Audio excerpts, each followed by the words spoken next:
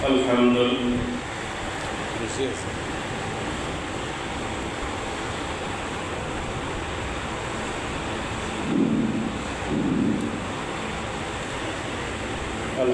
لله نحمده ونستعينه ونستغفره ونؤمن به ونتوكل عليه ونعوذ بالله من شرور أنفسنا ومن سيئات أعمالنا من يهده الله فلا مضل له ومن يضلله فلا هادي له ونشهد أن لا إله إلا الله وحده لا شريك له ونشهد أن سيدنا وحبيبنا ومولانا محمدا عبده ورسوله الذي أرسله بالحق بشيرا ونذيرا وداعيا إلى الله بإذنه وسراجا منيرا أما بعد فقد قال الله تعالى في كلامه المجيد والفرقان الحميد إن الله وملائكته يصلون على النبي يا أيها الذين آمنوا صلوا عليه وسلموا تسليما بلغ العلا بكماله كشف الدجى بجماله حسنت جميع خصاله صلوا عليه وآله القرآনের সৈনিক আমি নেই তো পরাজয় আল কোরআনের সৈনিক আমি নেই তো পরাজয় এক আল্লাহর গোলাম আমি এই তো পরিচয় বালাগাল গোলা বিকমালিহি কশফত জাবি জামালিহি حسنت جميع خصاله صلوا عليه وآله কোরআন হাদিস শাসনতন্ত্র রাসূল আমার নেতা কোরআন হাদিস শাসনতন্ত্র রাসূল আমার নেতা উৎস ওমর চির অম্লান ইতিহাস বীর গাথা বালাগাল উলা বিকমালি কশফত দুজা বিজামালি হাসনাত জামিউ খিসালি সাল্লু আলাইহি ওয়া আলিহি লা ইলাহা ইল্লাল্লাহ লা ইলাহা ইল্লাল্লাহ লা ইলাহা ইল্লাল্লাহ লা ইলাহা ইল্লাল্লাহ লা ইলাহা ইল্লাল্লাহ লা ইলাহা ইল্লাল্লাহ মুহাম্মাদুর রাসূলুল্লাহ সাল্লাল্লাহু আলাইহি ওয়াসাল্লাম। সম্মানিত মুসল্লিবৃন্দ, সফর মাসের প্রথম শুক্রবার আজ আলোচনা করব ঈমান বিষয় নিয়ে। শুরুতে আমরা সেই মহান রব্বুল আলামিনের এত নেয়ামত ভোগ করি, সেই নেয়ামত ভোগ করার কারণে আমরা সকলে সেই আল্লাহ রব্বুল আলামিনের জন্য শুকরগুজার হচ্ছি। আমরা সকলে মিলে আলহামদুলিল্লাহ। এবং সেই সঙ্গে বিশ্ব মানবতার মুক্তির দিশারি বিশ্বনবী মুহাম্মদ রাসূলুল্লাহ, তার সাথে আমরা সকলে দরুদ ও সালাম পাঠ করছি। সকলে বলি সাল্লাল্লাহু আলাইহি সাল্লাম। ঈমান নিয়ে যে আলোচনা করার কথা,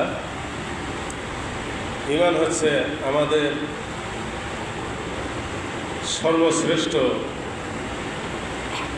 আমাদের সকলের জীবনের জন্য। ঈমান না থাকলে একজন মানুষের কিছুই থাকে না। ঈমান না থাকলে একজন মানুষের কিছুই থাকে না। তো সেই ঈমান আমাদের সকলের কম বেশ আছে, কিন্তু ঈমান কি আমরা তা ভালো বুঝি না। সেই জন্য আমি আজ ঈমান বিষয়ে আলোচনা করতে চাচ্ছি, এই কারণে যে ঈমান আমাদের না বুঝলে আমাদের সব ইবাদত বন্দেগীগুলি বরবাদ হয়ে যায়। সম্মানিত মুসল্লিবৃন্দ, ঈমানের সংজ্ঞা হচ্ছে তিনটি, ঈমানের বৈশিষ্ট্য হচ্ছে তিনটি। ঈমানের সংজ্ঞার যে বৈশিষ্ট্য তা হচ্ছে তিনটি: মুখে স্বীকার করা, অন্তর দ্বারা স্বীকৃতি দেওয়া, আর কাজের দ্বারা প্রমাণ করা। মুখে স্বীকার করা, আমরা বলেছি লা ইলাহা ইল্লাল্লাহু মুহাম্মাদুর রাসূলুল্লাহ।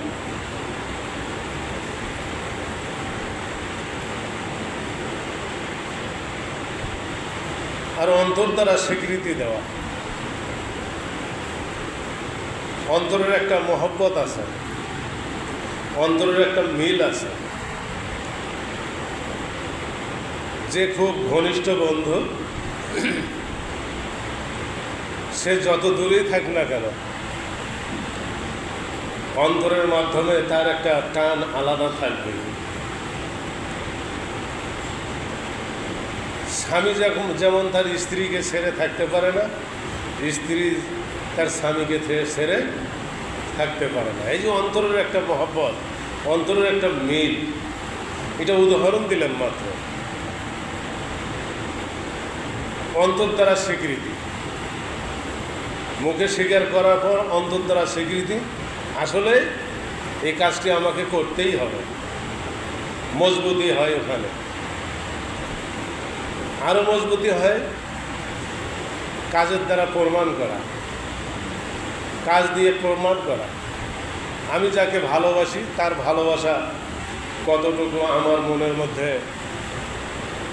মজবুত থাকলো, আমি যাকে ভালোবাসি তার ভালোবাসা কতটুকু আমার কাছে ঠিক থাকলো, এ বিষয়ের ওপর আমরা চিন্তা ভাবনা করে কাজের দ্বারা প্রমাণ করতে অনেকেই সক্ষম হই, আবার অনেকেই সক্ষম হই না। হয়তো প্রশ্ন হতে পারে, কেমন করে আমরা অনেকে সক্ষম হই বা অনেকে সক্ষম হই না? সম্মানিত মুসল্লিবৃন্দ, আল্লাহ রাব্বুল আলামিন আমাদেরকে বলেছেন স্বীকার করার জন্য, অন্তর দ্বারা স্বীকৃতি দেওয়ার জন্য, কাজের দ্বারা প্রমাণ করার জন্য। সহিহ হাদিসে এই বিষয়গুলি এসেছে। তা আমরা মুখে স্বীকার করি। বিশ্বনবী মুহাম্মদ রাসূলুল্লাহ সাল্লাল্লাহু আলাইহি সাল্লামের সময় যারা মুখে স্বীকার করতো এই কালেমাকে, অনেকে মুখে স্বীকার করার কারণে তাদেরকে জীবন দিতে হয়েছিল।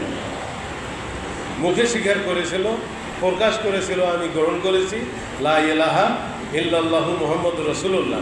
এই কথা বলার কারণে অনেকেই জীবন দিতে হয়েছিল রসুলের সময়ে। কথা ঠিক কি না? সম্মানিত মুসল্লিবৃন্দ, কাজের দ্বারা প্রমাণ করতে গিয়েও এইরকম অনেক জায়গায় উপস্থিত হওয়া লাগতো তাদেরকে রসুলের সময়ে, এবং সেই সঙ্গে বাস্তবে প্রমাণ করতে গিয়েও তাদেরকে জীবন দিতে হয়েছিল। যা হোক, সেই বিষয়গুলি নিয়ে, তিনটা বিষয় নিয়ে আমি আপনাদের সামনে সামান্য কিছু যত সম্পর্কে ব্যাখ্যা করার চেষ্টা করব। সম্মানিত মুসল্লিবৃন্দ, এবার আসুন, আল্লাহ রাব্বুল আলামিন আমাদেরকে সৃষ্টি করে পৃথিবীতে পাঠিয়ে দিয়েছেন। দেওয়ার পর এমনি এমনি ছেড়ে দেন নাই, আমাদেরকে একটা লাইনে রাখতে চেয়েছেন আল্লাহ রাব্বুল আলামিন। সেই লাইনটা কোন লাইন, সেই রাস্তাটা কোন লাইন? সহজ সরল পথের কথা, যে কথা আল্লাহ রাব্বুল আলামিন সূরা ফাতিহার ভেতরে বলেছেন। সেই রাস্তাটি হচ্ছে সহজ সরল পথ। সূরা ফাতিহার ভেতরে আল্লাহ বলেছেন, সেই সহজ সরল পথে চলতে গেলে একটা শপথনামা থাকতে হবে। আপনারা জানেন মেম্বার চেয়ারম্যান যে কোনো পদে কেউ অধিষ্ঠিত হলে, যে কোনো পদে কেউ যদি সাকসেসফুল হয়, পাশ করে, তাহলে গণ্যমান্য ব্যক্তিবর্গ উপস্থিত হয়ে তাদেরকে শপথনামা বা শপথ বাক্য পাঠ করানো হয়। এরকম করা হয় মেম্বার চেয়ারম্যানদেরকে, বিশেষ করে মেম্বার চেয়ারম্যান, এমপি, মন্ত্রী যারা হন তাদেরকে একটা শপথনামা পাঠ করা হয়। সেই শপথের মধ্যে শুরুতে বলা হয় আউযুবিল্লাহ বিসমিল্লাহ তেলাওয়াত করে, যদি মুসলমান হয় আউযুবিল্লাহ বিসমিল্লাহ তেলাওয়াত করে তারপরে তাদেরকে করানো হয় যে আমি যে কাজের জন্য জয়লাভ করেছি সেই কাজে আমি করতে গিয়ে কোনো ত্রুটি বিচ্যুতি করব না, এরকম একটা শপথনামা করানো হয়। হয় না? না হয়?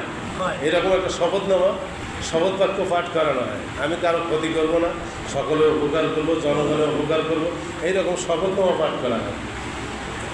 গোটা দুনিয়ার মানুষের জন্য আল্লাহ রব্বুল আলামিন শপথ বাক্য দিয়েছেন কালেমা তৈয়বা লা ইলাহা ইল্লাল্লাহু মুহাম্মাদুর রাসূলুল্লাহ। সম্মানিত মুসল্লিন, আল্লাহ রব্বুল আলামিন এই শপথ বাক্য আমাদেরকে পাঠ করিয়েছেন বিভিন্নভাবে। শুরুতে আমরা যেদিন জন্মগ্রহণ করি সেই দিনে আলেম ওলামা, ইমাম, নামাজি ব্যক্তি, 5 ওয়াক্ত নামাজি ব্যক্তি, কোরআন হাদিস জেনারা মানেন। আপনি আমি জন্মগ্রহণ করার সঙ্গে সঙ্গে আপনার আমার জন্য আমার বাবা মা বা গ্রাম প্রতিবেশী কাউকে ডেকে নিয়ে এসে তাকে দিয়ে আজান দেওয়ানো হয়। আজান দেওয়া হয় কি না? আজান দেওয়া হয়।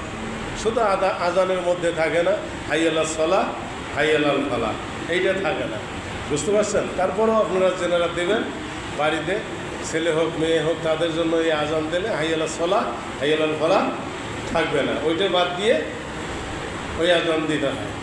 সেই দিন আমাদের এই আজান শোনানো হয়েছে আমাদের সকলের কানে, শোনানো হয়েছে কিনা? সেই আজানের মধ্যে বাক্য ছিল কি? আল্লাহু আকবার, আল্লাহু আকবার, আল্লাহ সর্বশ্রেষ্ঠ, আশহাদু আল্লা ইলাহা ইল্লাল্লাহ।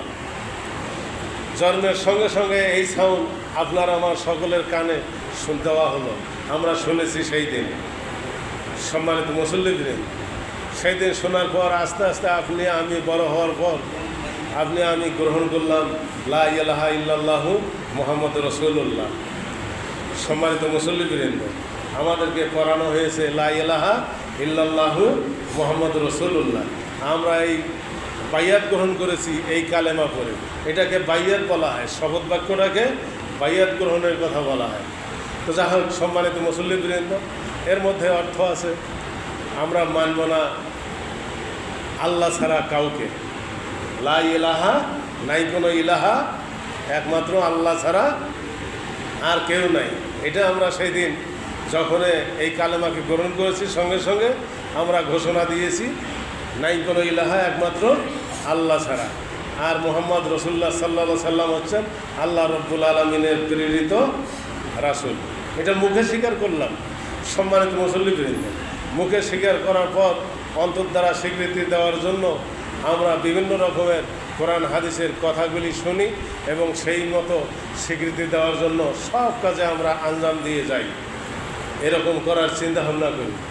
সম্মানিত মুসল্লিবৃন্দ, ইমানের যে স্বীকৃতি, এই স্বীকৃতি দিতে গিয়ে সাহাবায়ে কেরাম, রসুলের সঙ্গী সাথীরা, তাদেরকে জীবন দিতে হয়েছিল সেই সময়, সেই যুগে। কথা ঠিক কি না?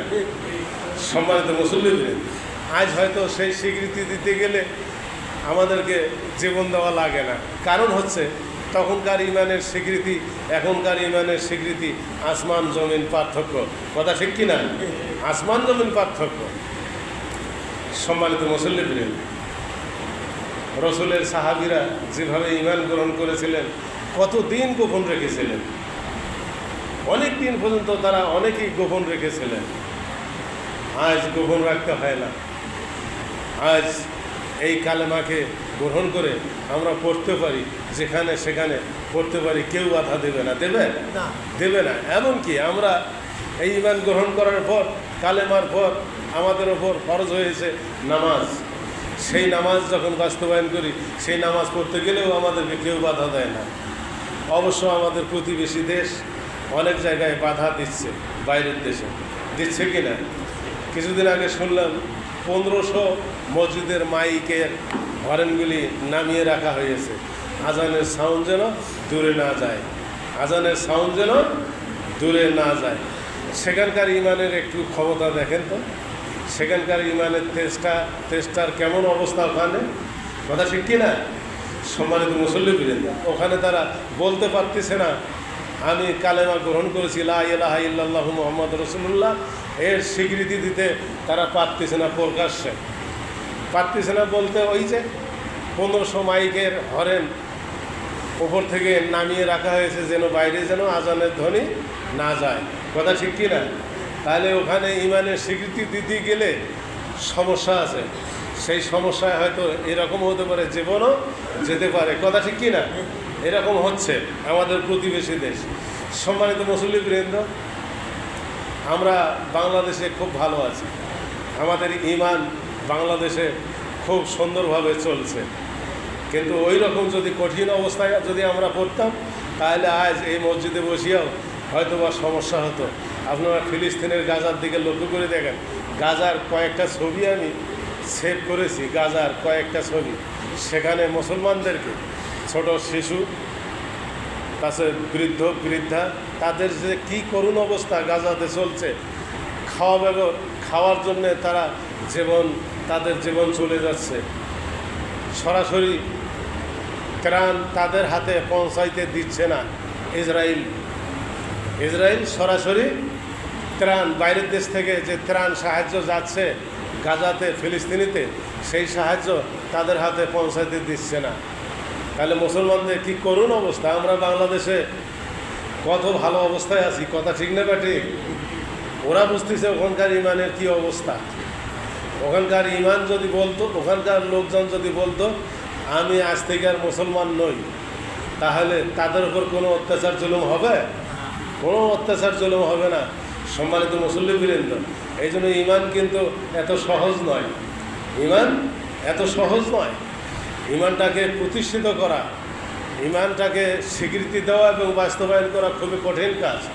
এজন্য প্রয়োজন হলে নিজের জানমাল দিয়ে ইমানকে বাস্তবায়ন করতে হবে, প্রয়োজন হলে ইমানের স্বীকৃতি জানমালের মাধ্যমেও স্বীকৃতি দেওয়ার চেষ্টা করতে হবে। সম্মানিত মুসল্লিবৃন্দ, বাইরের দেশ বুঝতেছে যেখানে মুসলমানরা ইমান নিয়ে চলতে পারতেছেন না, যা হোক ইমানের স্বীকৃতি দিতে হবে। আমরা গ্রহণ করেছি লা ইলাহা ইল্লাল্লাহু মুহাম্মাদুর রাসূলুল্লাহ। রাসূল সাল্লাল্লাহু আলাইহি সাল্লাম বলেছেন, যে ইমান গ্রহণ করলো, যে কালেমা পড়ল, সেই ব্যক্তি জান্নাতে প্রবেশ করবে। যে ব্যক্তি কালেমা গ্রহণ করলো সেই ব্যক্তি জান্নাতে প্রবেশ করবে। আল্লাহ রাব্বুল আলামিন বলেন, আল্লাহু ওয়ালিয়ুল্লাযিনা আমানু, আল্লাহ বলেন যারা ঈমান আনে তাদের অভিভাবক আমি আল্লাহ রাব্বুল আলামিন। কে বলেছেন এই কথা? আল্লাহ রাব্বুল আলামিন। তাহলে আল্লাহ যদি কারো অভিভাবক হয় তার কোনো সমস্যা থাকার কথা না, কিন্তু আমাদের সমস্যা লেগেই আছে, আমাদের সমস্যা সঙ্গে আছে সব সময়, ওতপ্রোতভাবে জড়িত আমাদের সঙ্গে সমস্যা, ইমানের সঙ্গে সমস্যা ওতপ্রোতভাবে আমাদের লাগাই আছে। সম্মানিত মুসল্লিবৃন্দ, এই জন্য এই সমস্যা থাকার কারণ হচ্ছে আমাদের ইমান হচ্ছে দুর্বল, আমাদের ইমান হচ্ছে দুর্বল। এই দুর্বল ইমানের কারণে আমাদের সমস্যা সবসময় লাগেই থাকে। দুর্বলমান অবস্থায় যদি আমরা থাকি তাহলে আল্লাহ যে আমাদের অভিভাবক, এই অভিভাবকের দায়িত্ব আল্লাহ সেইভাবে পালন করবেন না, কারণ আমরা দুর্বলমান অবস্থায়।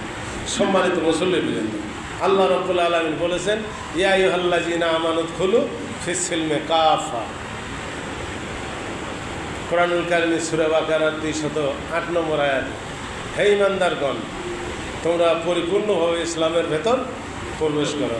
কিন্তু আমরা তো পরিপূর্ণভাবে 16 আনা 100%, 100% আমরা ইসলামের ভেতর প্রবেশ করি নাই, যার কারণে আমাদের সমস্যা সবসময় লাগেই আছে, কথা ঠিক কি না? সম্মানিত মুসল্লিবৃন্দ, এই জন্য আসুন আমাদেরকে পরিপূর্ণরূপে বিশুদ্ধভাবে 100% 16 আনা ইসলামের ভেতর প্রবেশ করতে হবে।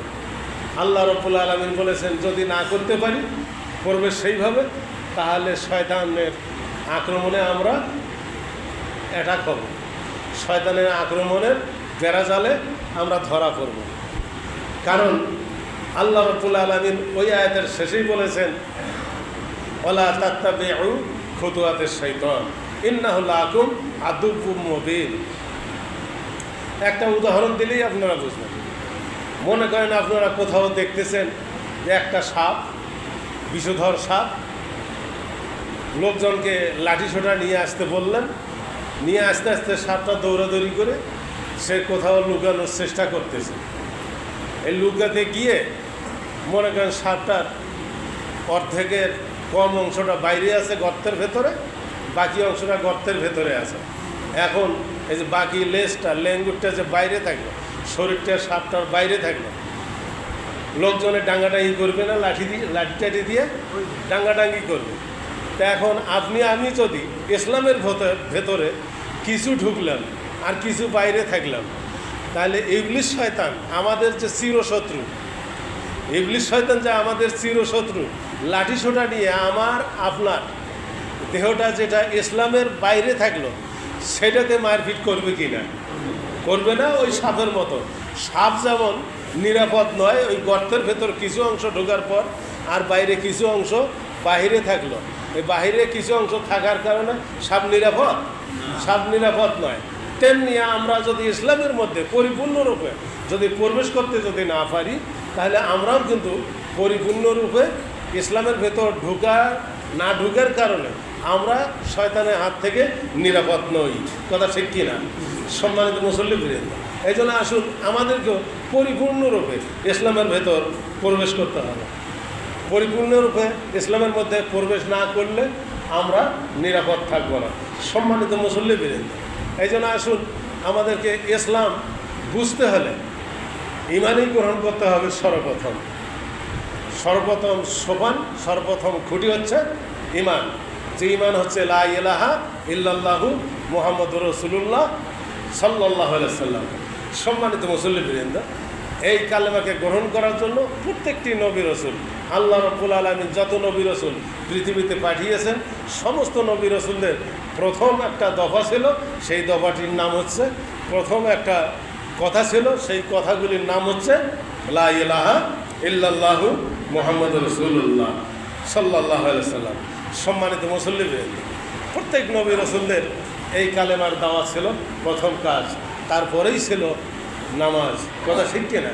এই জন্য আসুন আমরা অন্তর দ্বারা স্বীকৃতি দেব, মুখে স্বীকার করব, অন্তর দ্বারা স্বীকৃতি দেব এবং কাজের দ্বারা প্রমাণ করব আমি ইমান এনেছি কিনা। ইমান আনার পর আর কোনো ইবাদত বন্দিগি সে করে না, তখন বোঝা যাবে তার মধ্যে ইমান নাই। ইমান যদি থাকে তাকে দেখাতে হবে কিসের মাধ্যমে, কি ইবাদতগুলির কথা আল্লাহ রাব্বুল আলামিন কোরআনের ভেতর বলেছেন, কোরআনের মধ্যে বলেছেন। যেমন ধরেন ইমানের পরে কি? নামাজ। কালেমার পর নামাজ। আপনি ইমানদার কিনা, এই ইমানকে বাস্তবায়ন করে দেখাতে হলে আপনাকে আমাকে সর্বপ্রথম যে ইবাদতটি করতে হবে তা হচ্ছে নামাজ। এই নামাজের মাধ্যমে আমরা আল্লাহ রাব্বুল আলামিনকে দেখাবো যে আল্লাহ আমি ঈমান এনেছি, ঈমান আনার পর আমার ঈমানের মধ্যে অনেক ত্রুটি বিচ্যুতি আছে, তা আমি এই নামাজের মাধ্যমে আল্লাহ তোমার কাছে প্রকাশ করতেছি, আল্লাহর কাছে সাহায্য চাবো, আল্লাহর কাছে বিপদের কথা তুলে ধরবো, আল্লাহর কাছে আমার সমস্যার কথা তুলে ধরবো। আর আল্লাহ রাব্বুল আলামিন ওই যে বলেছেন যে আল্লাহু ওয়ালিয়ুল্লাযিনা আমানু, ঈমান আনার কারণে আমি আল্লাহ রাব্বুল আলামিন আমার ওই বান্দার, আমি অভিভাবক, বন্ধু, সব কিছুর দায়িত্ব আমি আল্লাহ রাব্বুল আলামিন গ্রহণ করলাম। সেই কারণে নামাজের মাধ্যমে আমরা আমাদের সমস্যাগুলি তুলে ধরে আল্লাহকে জানালাম।